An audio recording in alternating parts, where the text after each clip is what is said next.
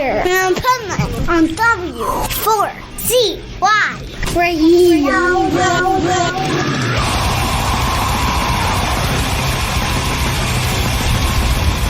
This is the Pipeman here on the Adventures of Pipeman, right here on W4CY Radio in the Positively Pipeman segment with the Pet Health Guru. And he's here because he makes pets smile. So let's find out how you can make your pet smile, or when your pet's smiling, what is it all about? Take it away, Bill. Hey, one of the biggest challenges that we're seeing today in the veterinary field and in the animal health field, and with our pets, particularly in a home situation, our dogs have got rotten mouths. I mean, bad breath, bad teeth, mild infections, things of this nature. Dental has become a major issue. Now, I can remember going back to my early days back in the early 1980s. I actually represented a company that sold dental equipment, the ultrasonic tooth cleaners and the polishers and all that your dentists use. But they were not being used in the animal industry for the simple fact that our animals were eating a more species-specific diet.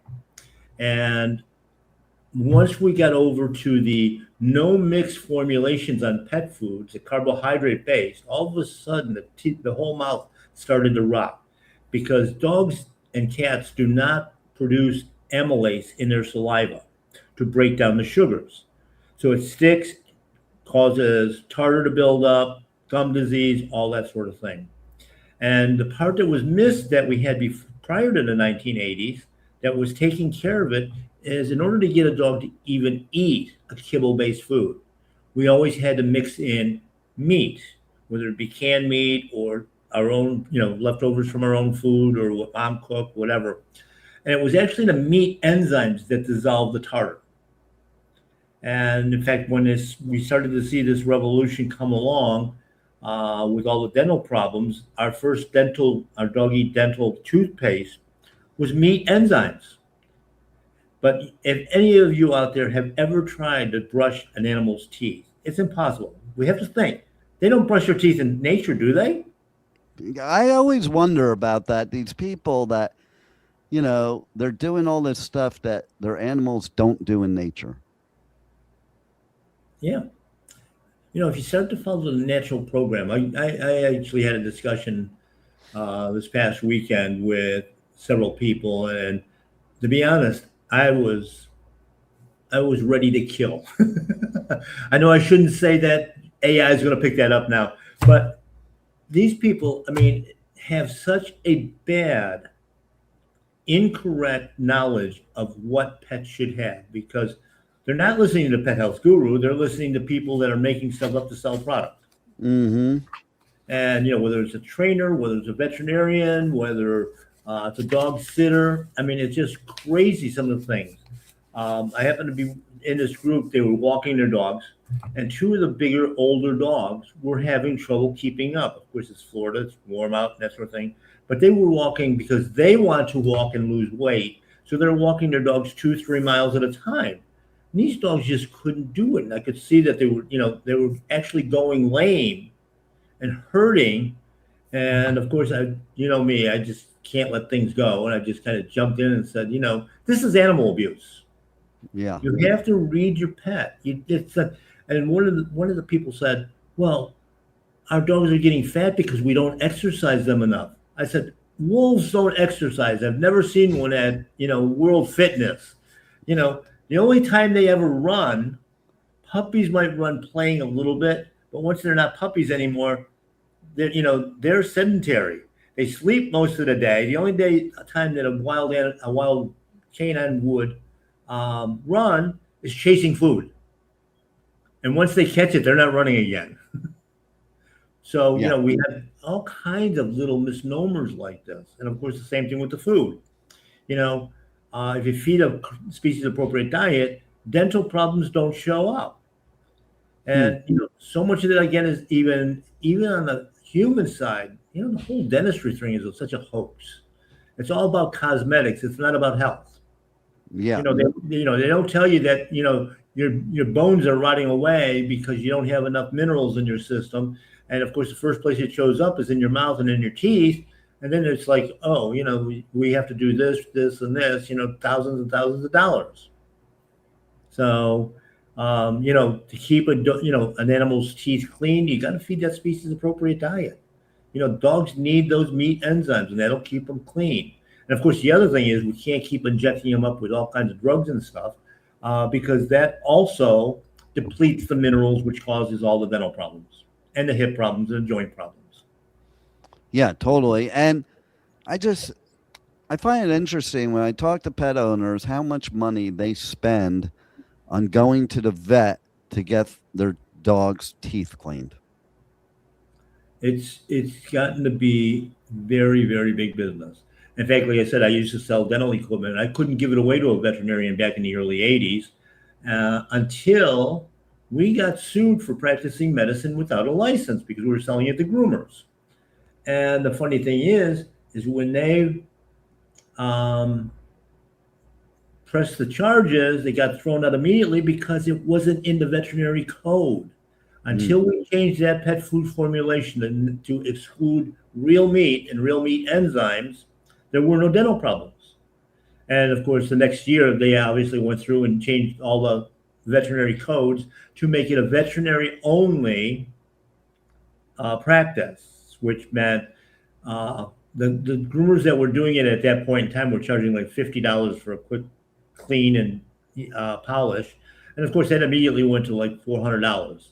And now it's not unusual for them to be paying $600, $700, $800 for a cleaning. And of course, every time they go in to do a cleaning, they also find other work that's got to be done, extractions and everything else. Of course, we've talked about it on this show that the medical position is let's remove body parts, including teeth. Yeah. And that screws up the body even more. No doubt. It's just, it's one of those things that we're creating more problems than they were solving. And yeah. So it's a battle that way. Of course, now one of the dangers of most dentals, of course, is putting the animal under anesthesia. Basically, when you put a dog or a cat under anesthesia, there's a 25% chance that they will die on the table. And there is no anesthesiologist in the veterinary clinic. I can tell you that. And the other thing is now they're doing these so-called no anesthesia, gentle cleanings. They have just as many problems with those as they do anything else. You can't get the dog to, you can't irrigate it with the water hose and then tell them to spit. They just don't spit. Yeah, right. Why don't they spit? Somebody needs to teach them how to spit. I know. Or better yet, when are they going to come up with the great idea that all dogs should have veneers? Yeah. It's, the whole thing is too, one of the things that will keep a dog's and a cat's teeth clean, of course, is chewing on bones. One of the things that they do naturally, But if you listen to, again, the powers to be, do not give your dog bones. You might break a tooth. Well, I hate to tell you, if your dog breaks a tooth eating a bone, he's already calcium deficient. He's already mineral deficient. That's why a tooth is weak and it breaks off. And the bones would help their teeth, wouldn't it? Yes, because you've got the whole calcium complex, which is what the teeth are built on and what the jawbone is based on. And when you take that out, you cannot replace that bone. It's just the dog might choke on it. And we're afraid of that. Well, the dog can choke on water. And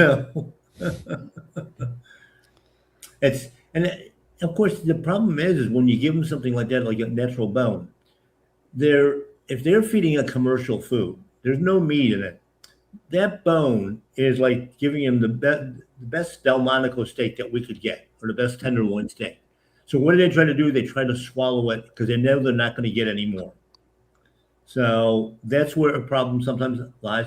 But the other interesting thing is if they try to swallow a bone that's too big, and I've seen this with cats as well, like with things like chicken necks and things like that, they have a mechanism in their body, in their throat, that they can get it out themselves. They're not going to suffocate. They literally will regurgitate it. The body knows exactly what to do. That's And amazing. I've witnessed this hundreds of times. And we had one rescue that every time we get a rib bone, pork rib bone, would be fine with the first 3 or 4, and then the last one, he got to make sure I get it. I got to make sure I get it. So we would swallow it. You always get it stuck, and then they're sitting there looking at you like, "Will you help me?" And it's like, "No, I'm not going to help you. Get it out yourself. You put it in there." And guess what? They always did. Well, there Didn't you die. go. Did not die. What a concept, right? Yeah. Well, tell everybody how they can learn more about this and more when it comes to the health of their pets from the Pet Health Guru. Well, you got to listen to the Pet Health Guru right here on this show, and also on the Pet Health Cafe, which is my weekly podcast, TV, video, whatever you want to call it, available on YouTube 24/7. So you can always go through the archives and find things you want to learn about. If your dog already has problems, we have natural solutions for things like bad breath. I had a consultation today with one that been having all kinds of dental problems, and even though she's been doing it right, because these things can be caused by, like I said, different injections and different drugs and things of that nature, we have to be proactive. In fact, it's funny, one of the things that we use at Pet Health Cafe and at My Paleo Pet in Pompano Beach to help break down that tartar is Manuka honey. You just spread it on the base of the teeth, and it turns to putty, and you can wipe it off with a gauze. You don't have to have a dental. But so, if they come by My Paleo Pet, the store in Pompano Beach, they can chat with me, have a consultation if they need it. They can also go online to mypaleopet.com and order products directly there. The easiest, quickest way to get them. You can place for in-store pickup and or for shipping nationwide. Come by and see us in the new store. It's really, really outstanding. It's going to be a bigger place. We've added the educational center to it. So we're going to be doing more, events there with speakers and people that are in the know as well. Of course, they can't disagree with me because otherwise I throw them out. But, we're trying to find and put together the services that go along with it. Things like chiropractic and detoxification and things of that nature. So, they can reach me at Pet Guru on Facebook, Pet Health Guru on Facebook, and we're all over social media as well. And you're going to see a lot more of us on that in the very near future. We're expanding those programs as well. Love it. And once again, a wealth of information, some great stories from the Pet Health Guru. Stay tuned, people, because we will be right back with a couple commercials of some festival giveaways we're doing, and then some powerful business strategies coming up right here on the Adventures of Pipeman on W4CY Radio.